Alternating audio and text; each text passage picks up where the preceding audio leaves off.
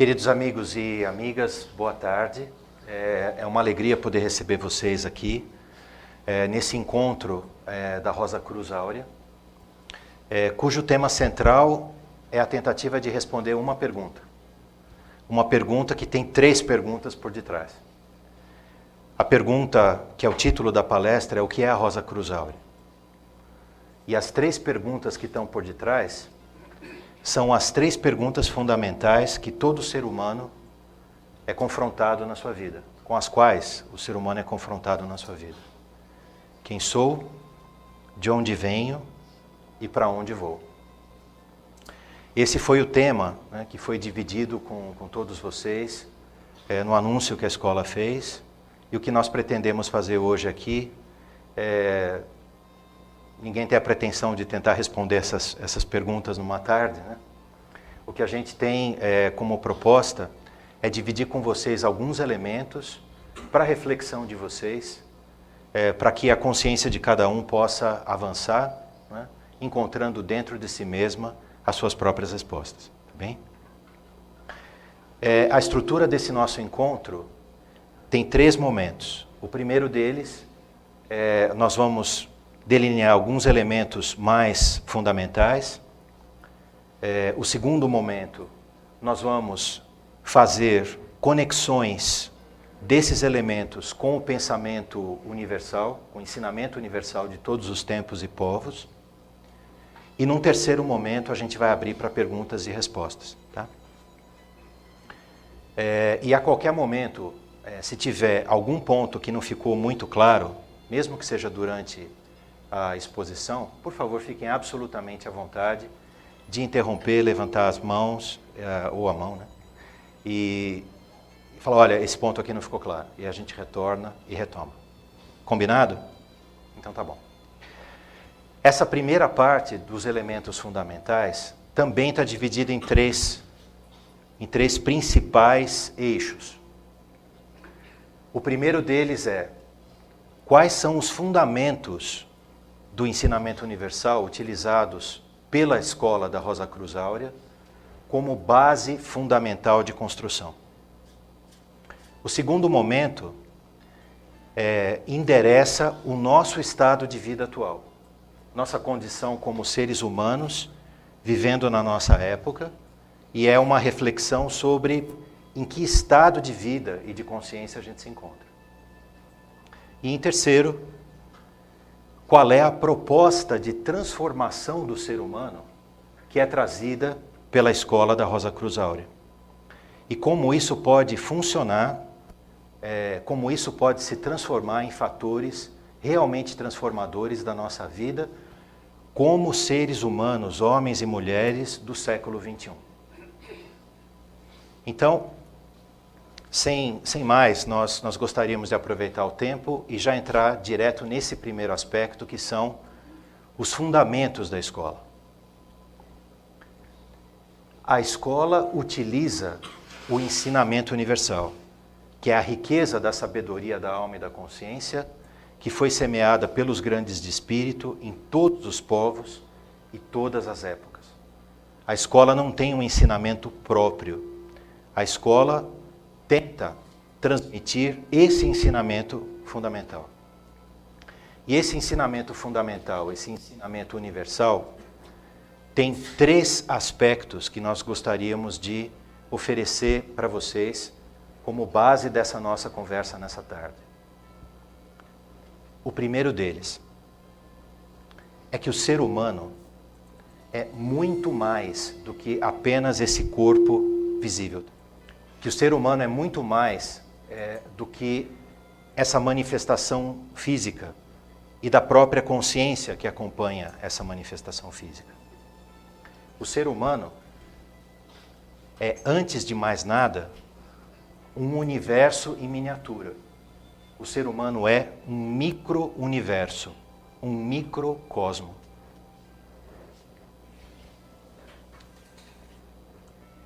Essa esfera de energia, que é uma esfera invisível e inconsciente para a grande maioria dos seres humanos, é o verdadeiro ser. E nós, de verdade, somos um órgão desse ser. Esse micro-universo é o ser eterno. É ele que reencarna de uma vida para outra para poder aprender e se libertar dos laços que ele criou com a matéria. Esse microcosmo tem dentro de si todas as forças, todos os materiais de construção para revelar, a partir da sua realidade de vida, um novo universo divino. É como se fosse a semente de um cosmo, a semente de um universo. Portanto, essa é a ideia principal. Que o nosso contexto de vida, né, está inserido num contexto muito maior. O segundo fundamento é que no centro exato desse micro-universo existe uma centelha divina individual, semeada no coração desse microcosmo, como um átomo de fogo, um átomo de fogo com a ideia do espírito, portanto, a força mais poderosa do universo. Esse átomo na escola nós chamamos de um átomo centelha do espírito. Essa é a semente divina semeada no coração de cada ser humano, no centro exato do microcosmo. E esses dois elementos é que formam o verdadeiro ser humano, o ser humano original. E nós habitamos dentro da casa desse ser humano original durante o tempo da nossa vida, para que nós possamos descobrir essa realidade de vida, revolucionar a nossa vida e nos integrarmos de novo a ela. Por quê? Porque olhando com muita sobriedade para o nosso próprio estado de vida atual, nós somos, né, obrigados a reconhecer que a nossa realidade de vida é longe da manifestação de uma vida divina. Olhemos para os nossos conflitos, olhemos para os nossos dilemas humanos e individuais, olhemos para a nossa vida com muita sobriedade e nós temos que reconhecer que essa realidade divina, esse microcosmo divino e esse átomo centelha são como que tesouros escondidos dentro do nosso próprio ser. E que, vivendo dessa maneira, é como se nós estivéssemos vivendo uma vida dupla. De um lado, a vida do ser humano como nós conhecemos. Os homens e as mulheres que vivem a sua aventura nesse mundo. E de outro, uma realidade divina que dorme no coração do ser humano e aguarda ser despertada e ser revelada. E é por isso que na escola nós falamos que essas duas realidades de vida, o microcosmo e o átomo centelha, e aqui vai um pedido de ajuda para a imaginação de vocês, né? Complementem todos os outros elementos que não estão manifestados aqui nesse ser humano, por favor, né? E me ajudem com 95% da sua imaginação, né? Então, o plano humano e o plano divino no próprio ser humano são duas realidades que não estão reconciliadas. São duas realidades separadas por um estado de consciência que é o nosso. E é isso que nós damos o nome de duas naturezas, duas ordens de natureza diferentes. E o processo proposto por todas as escolas iniciáticas de todos os tempos, e portanto também pela escola da Rosa Cruz moderna, pela escola da Rosa Cruz Áurea, é a demolição dessa barreira estrutural, a dissolução dos impedimentos fundamentais e a reintegração da consciência humana dentro desse plano superior de vida. Muito bem. Então, esses são os três fundamentos. Uma realidade de uma semente de um macrocosmo, de um microcosmo, a semente divina no coração desse microcosmo e a realidade humana que, no nosso estado atual de manifestação, vive de maneira fundamentalmente separada dessa realidade divina. Vamos pegar agora esse ser. Vamos tentar expandir a nossa visão sobre esse ser humano que somos nós, adicionando alguns outros elementos do ensinamento universal que às vezes não são muito difundidos entre todas as pessoas nos dias atuais.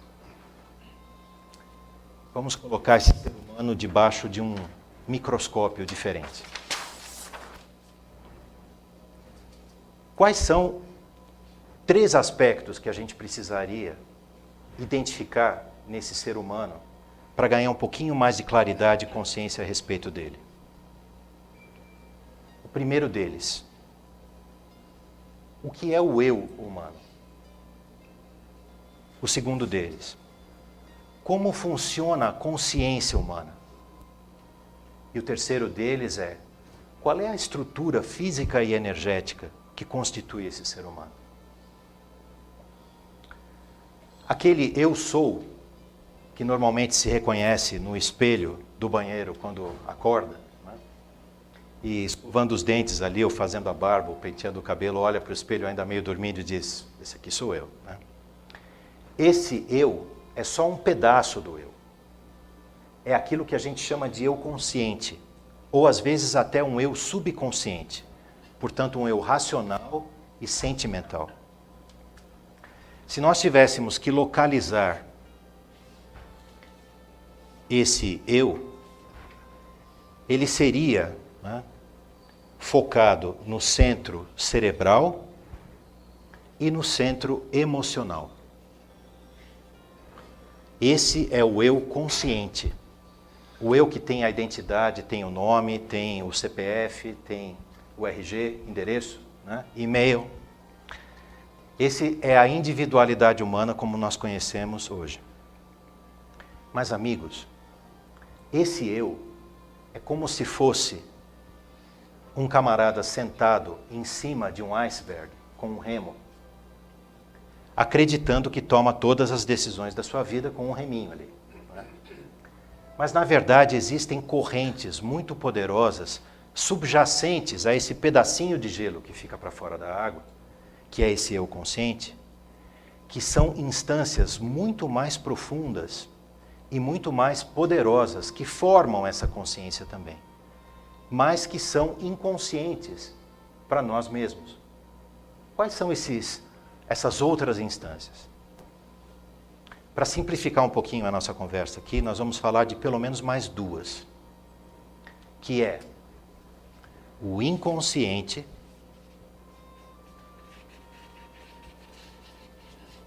Então aqui a gente falou que é o consciente, certo? O inconsciente que fica concentrado nessa região, para aqueles que já estudaram um pouquinho de esoterismo e sabem que a gente tem os centros energéticos ao longo do corpo e tudo mais, ele corresponde aos 3 chakras de baixo da coluna. O chakra do plexo solar, o sacro e o raiz. E ele é como se fosse um ser enrodilhado ao redor dos nossos órgãos, dos nossos centros energéticos. Esse eu inconsciente, ele representa a herança sanguínea, a herança dos pais, a herança do povo. É aquela realidade biológica e sanguínea subjacente à nossa consciência eu e que determina de maneira direta ou indireta, consciente ou inconsciente, muitos dos comportamentos que nós temos e que assumimos que são nossos. De reações automáticas, que nós assumimos que são nossas reações e escolhas. De pensamentos, de sentimentos e assim por diante. Mas existe uma outra instância. Uma instância que, do ponto de vista de complexidade, de tempo, de variedade de aspectos, é muito superior do que essa, não superior como algo assim transcendente, mas superior no sentido de quantidade de elementos, que é o eu supraconsciente.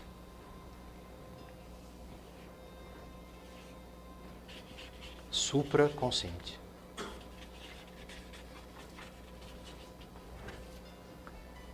Esse eu supraconsciente é a quantidade de energia, de experiências, de acúmulo de vivências que é transmitido de uma encarnação a outra e se acumula dentro da esfera do microcosmo. Às vezes, esse acúmulo de energia para a consciência humana aparece para ela mesma, na verdade, é o seu próprio eu supraconsciente, como se fosse uma entidade celestial, ou como se fosse uma entidade, entre aspas, né, demoníaca, pela característica, né, do estado de consciência que a pessoa tem quando ela entra em contato com essa outra instância do seu próprio eu. Mas, amigos, de transcendente, de espiritual, de superior, essa realidade não tem nada. Ela é meramente o acúmulo de experiências que são transmitidos de uma encarnação a outra dentro do microcosmo e se acumulam dentro dele. Então, todas essas experiências acumuladas aqui, toda a herança sanguínea e biológica é que determinam, na grande maioria das vezes, todas as reações do eu consciente e subconsciente, portanto, do eu racional e do eu emocional, que nós dizemos que somos nós mesmos. E de tal sorte que, se nós fôssemos olhar a consciência humana e como ela funciona, nós poderíamos dizer que isso aqui é quase como se fosse um quarto fechado, um motor fechado, que se alimenta e retroalimenta de uma maneira perene. Se nós fôssemos quebrar a consciência humana em 5 aspectos, para simplificar, né, nós poderíamos exemplificar como isso funciona, de uma maneira esquemática e bem simples. Pense em 5 fases. A primeira delas, no cérebro se produzem sinapses, que a gente chama de pensamentos. Essas sinapses são descargas elétricas. Essas descargas elétricas, que formam imagens, que formam intenções, que formam reações dentro da nossa consciência, se transmitem dentro do nosso organismo como impulsos elétricos através do sistema nervoso central. O segundo aspecto disso. Em terceiro lugar, esses impulsos se irradiam por todos os nervos e por todos os aspectos do nosso corpo. Então, eles se distribuem por todo o sistema nervoso do organismo humano, como se fosse a resposta elétrica daquela ideia que foi gerada. O organismo reage a isso. O organismo reage a isso produzindo aquilo que nós chamamos de hormônios, produzindo a resposta bioquímica do corpo, como se fosse, materialmente falando, né, um pensamento materializado. E todos esses impulsos que são criados e produzidos pelo nosso próprio organismo, eles caem na corrente sanguínea, o quinto elemento, e o sangue que circula por todo o nosso organismo, circula também pelo coração, circula também pela cabeça e determina o nosso estado de consciência. Vocês perceberam o ciclo fechado? Só repassando rapidinho aqui. O pensamento se traduz em um impulso elétrico, então nós temos o sistema nervoso central, que se espalha por todo o sistema nervoso do organismo, que produz a resposta bioquímica através dos hormônios e de toda a secreção do nosso organismo, que é descarregada no sangue, que circula por todo o organismo de novo, e assim nós vivemos. E é essa consciência, esse estado de consciência, que produz a si mesmo, através de toda a parte mental, toda a sentimental, influenciada pelo passado kármico acumulado dentro do microcosmo e pela herança sanguínea que nós recebemos, a herança biológica, ela se perpetua assim. E por último, esse estado de coisas é que é como se fosse o plano de arquitetura para que a construção dos nossos corpos possa ser realizada. Porque pensem bem, o nosso organismo se renova a uma velocidade incrível, desde que nós nascemos. Mas a nossa identidade permanece a mesma. E o que determina a identidade, no fundo, não é só o desenho do DNA, mas são as ideias centrais que se encontram por detrás desse desenho. E se isso vale para o nosso organismo físico, para o corpo físico do ser humano,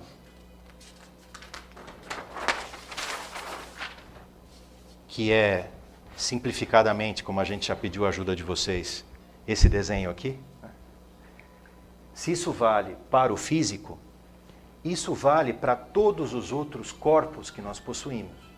Porque o ensinamento universal nos ensina que nós temos 4 corpos, o último deles ainda em desenvolvimento. Tá?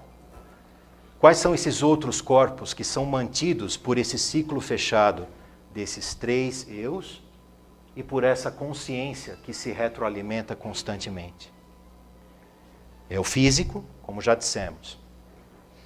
A matriz energética que dá vida para esse físico, que fica ao redor dele, que muitas vezes as pessoas fotografam com esses aparelhos especiais e chamam de aura ou nomes parecidos.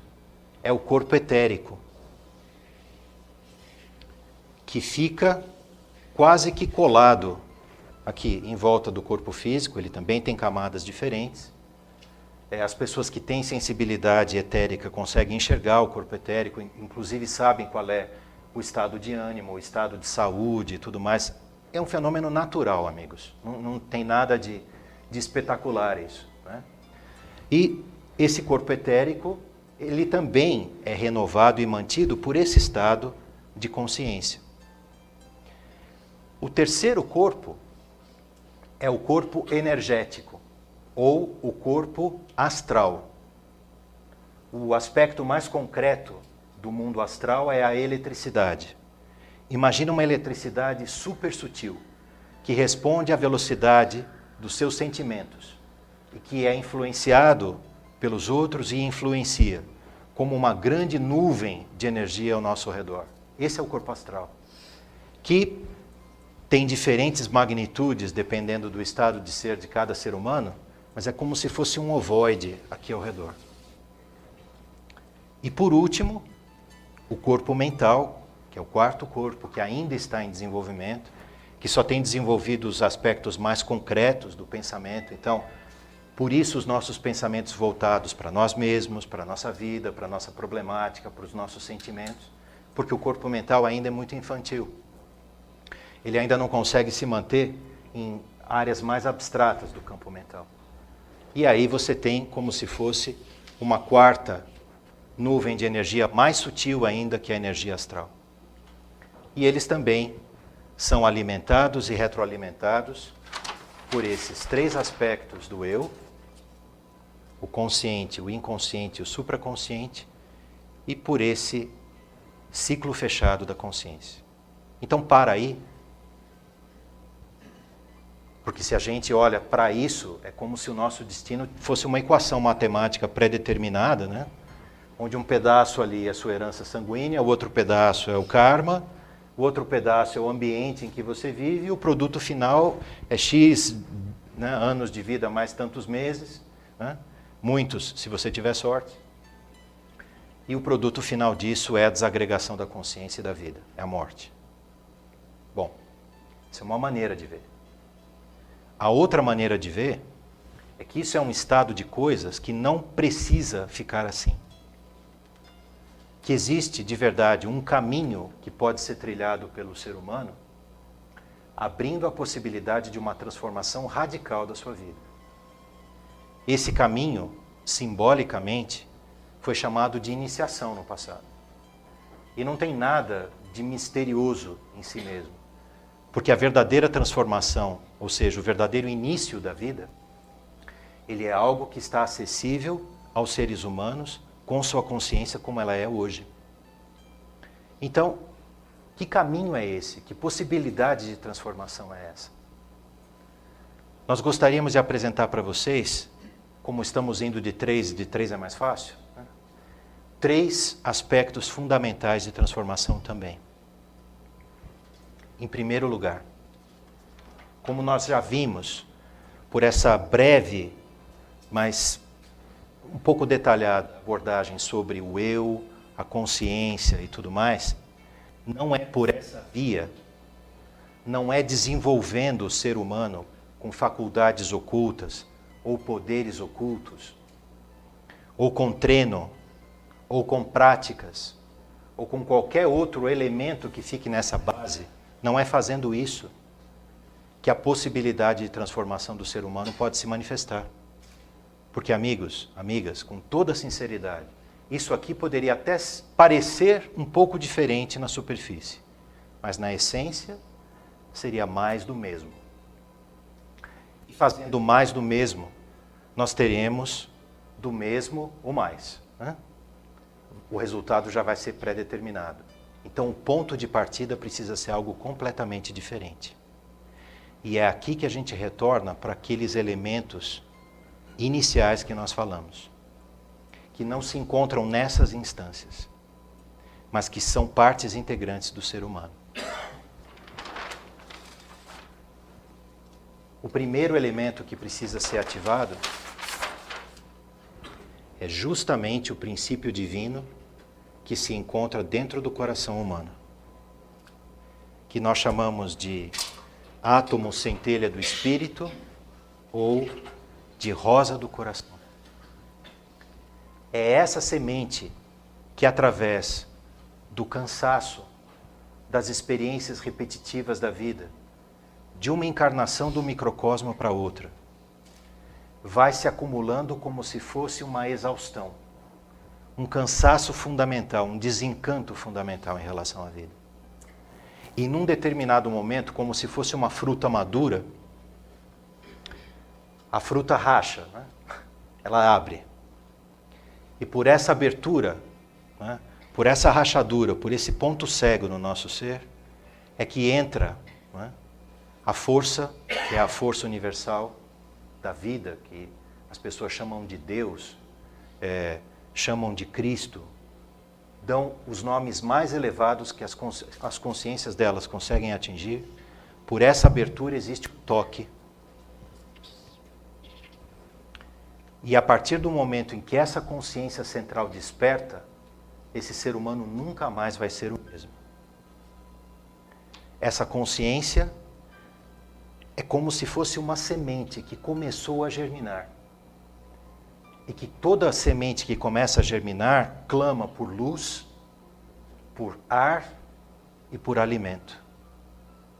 Então, essa semente do verdadeiro ser humano que é tocada e que passa a germinar, clama por espaço, clama por alimento, clama por luz. E clama a quem?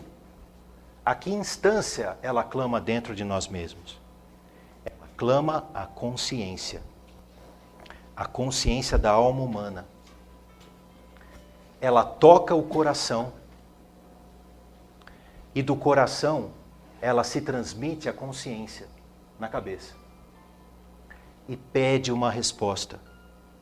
E é a partir desse momento que o ser humano começa a ser incomodado pelas respostas às perguntas fundamentais da vida. É nesse momento que esse ser humano passa a buscar. E busca a resposta para quem sou, de onde venho, para onde vou. Esse ponto fundamental que toca o coração desperta uma nova sentimentalidade, uma nova emotividade, um novo anseio. Esse anseio toca a consciência e pede uma ação. Esse é o motor transformador do centro da consciência humana, que precisa receber espaço, uma possibilidade de trabalho e a dedicação e a energia dessa consciência, para que aconteça algo revolucionário no ser humano. Para que a consciência, que é feita de cabeça, coração e ação, volte a funcionar de maneira integrada, onde o coração orienta a cabeça, onde o coração e a cabeça juntos orientam a ação, e através da ação o ser humano transforma a sua vida. Esse é o verdadeiro renascimento da consciência humana, o renascimento da alma humana, que pode acontecer através do toque no princípio central do coração. E quando esse processo avançou suficientemente para que, como se fossem fios, as linhas de força do nosso ser começassem a funcionar de uma maneira diferente e não mais dentro daquele ciclo fechado e automático do eu, quando o coração e a cabeça orientam a ação e a ação consistentemente responde a esse estímulo, essa consciência que, entre aspas, renasceu, essa alma que renasceu, pode transformar estruturalmente a nossa personalidade quádrupla. E essa transformação começa do topo. A pirâmide humana, que é feita como se fosse a base, né, um quadrado, onde nós temos o aspecto mental, o aspecto emocional ou astral, o aspecto vital ou energético, o corpo vital, né, etérico, e o aspecto físico. Essas 4 bases podem ser transformadas a partir da nova consciência da alma, que recria o corpo mental humano, que transforma e orienta o corpo astral humano, que gera uma nova vida, portanto, um novo corpo etérico, e que preenche de energia essa manifestação exterior enquanto ela durar. Mas a partir do momento em que ela some, ela não vai se desagregar mais. Porque ela passou a ser orientada e dinamizada por uma energia que parte do centro verdadeiro do microcosmo humano. Da rosa do coração, do átomo centelha que desabrochou. E amigos, para concluir essa primeira parte, essa é a ideia fundamental que se encontra atrás do símbolo da escola. O símbolo, a assinatura da escola, portanto, é a sua própria proposta de trabalho materializada ali. E nós gostaríamos de encerrar essa primeira parte recapitulando o que a gente falou nesse formato. Do ponto central do microcosmo, do átomo centelha,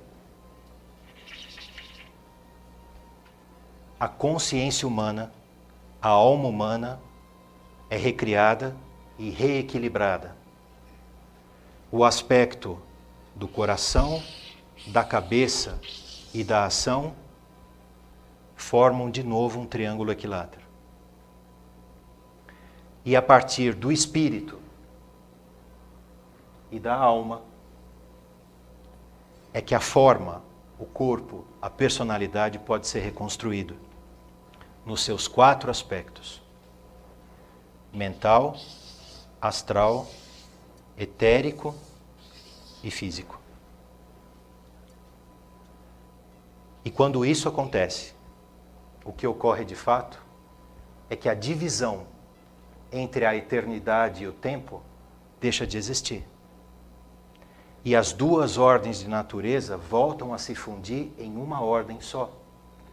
Porque todo ser humano, a alma humana, a manifestação humana, foi transformada dentro do microcosmo e reconstruída a partir do princípio espiritual.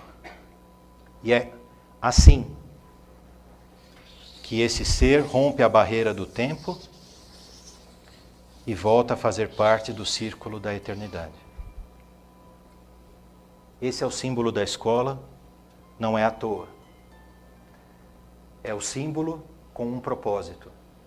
O propósito é que a possibilidade de transformação é concreta, não no passado ou num futuro distante, mas é concreta aqui, é concreta agora, para o ser humano, para o homem e mulher modernos, da maneira em que eles se encontram. Isso conclui a nossa primeira parte. Nós vamos agora para a segunda parte, que são essas conexões vistas a partir do pensamento universal que foi semeado em todos os tempos, em todos os povos e que pertence a toda a humanidade. Obrigado.